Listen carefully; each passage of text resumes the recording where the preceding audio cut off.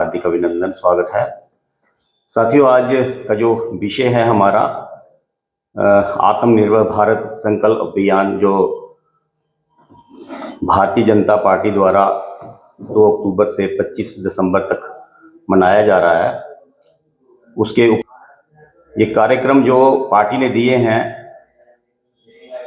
उनका आधारभूत संरचना जो प्रधानमंत्री मोदी जी ने जब कार्यभार संभाला था 2014 में, तभी से शुरुआत की थी।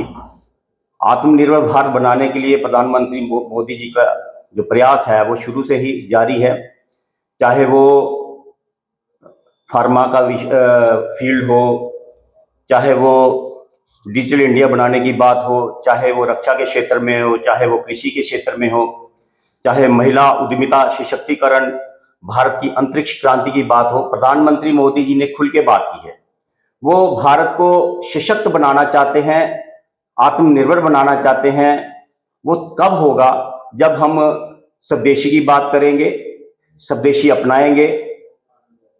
स्वदेशी को अपनाना, जब स्वदेशी हम प्रोडक्ट अपने जनरेट करेंगे, बनाएंगे, लोकल प्रोडक्ट, लोकल इंडस्ट्री शुरुआत करेंगे उसकी, और वही चीज इस्तेमाल करेंगे, तो हर स्वदेशी, घर घर स्वदेशी का नारा फलीभूत होगा।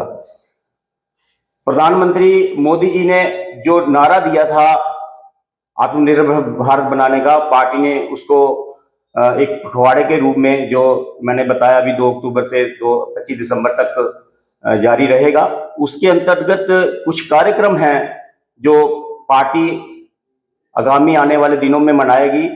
वो इस तरह से होंगे, जैसे 3 से 15 अक्टूबर तक हर जिला में, मंडल में एक प्रेस कॉन्फ्रेंस आयोजित की जाएगी, जिसके माध्यम से, जैसे आज हम जहां बैठे हैं, उसके माध्यम से जो प्रोग्राम आए हैं उनको फ्लोट करना, बताना, लोगों तक पहुंचे।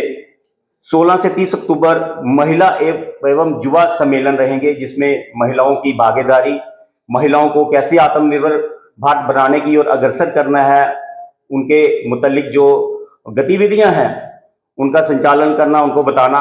ऐसे ही युवाओं को प्रेरित करने के लिए युवाओं का सम्मेलन करना, उनको आत्मनिर्भर भारत कैसे बनेगा, क्या क्या चीजें हम करेंगे जिससे आत्मनिर्भर भारत बनाने में हम सक्षम हो पाएंगे। देखिए भाई, आत्मनिर्भर भारत तभी बनेगा जब हम वोकल फॉर लोकल की बात करेंगे, जब हम स्वदेशी अपनाएंगे। स्वदेशी कैसे? हमें अपने घर से, अपने बाथरूम से, अपने डाइनिंग टेबल से शुरुआत करनी पड़ेगी। जो प्रोडक्ट हमारे देश में बनते हैं, जो हमारे जिला में बनते हैं, जो हमारे आस पड़ोस में बनते हैं, उनको हमने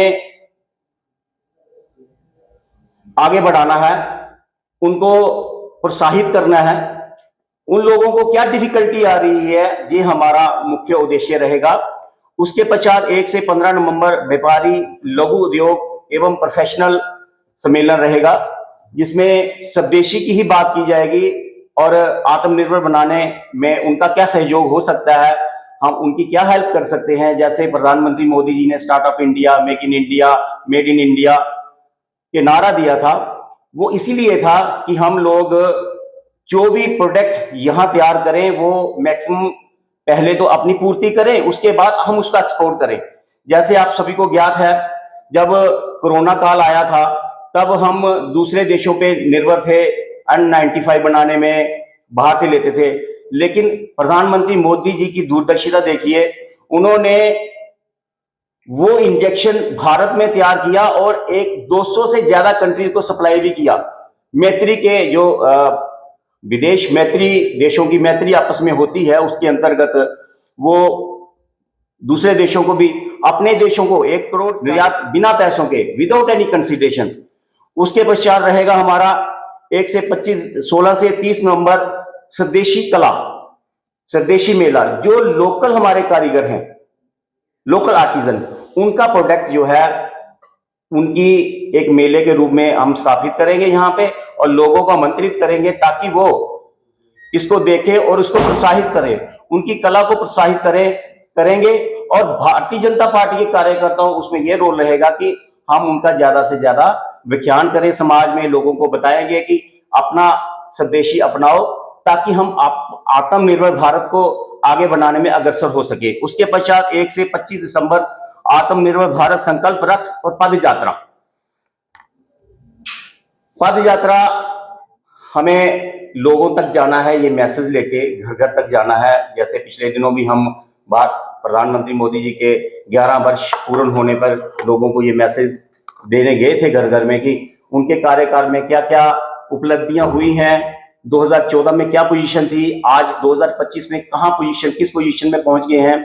तो एक समय था जब प्रधानमंत्री मोदी जी ने 2014 में कार्यभार संभाला था, तो हमारी अर्थव्यवस्था 11वें पायदान पे थी और वो आज 4थे पायदान पे है। ये प्रधानमंत्री मोदी जी को क्रेडिट जाता है, उनकी दूरदर्शिता को क्रेडिट जाता है। उन्होंने ऐसी उपलब्धियां हासिल कर ली हैं, आज की डेट में विश्व उनको अपना गुरु मानता है। और जिस तरह से उनकी नीतियां हैं, ऐसा प्रतीत होता है कि 2030 तक हम तीसरी अर्थव्यवस्था बनने जा रहे हैं। ये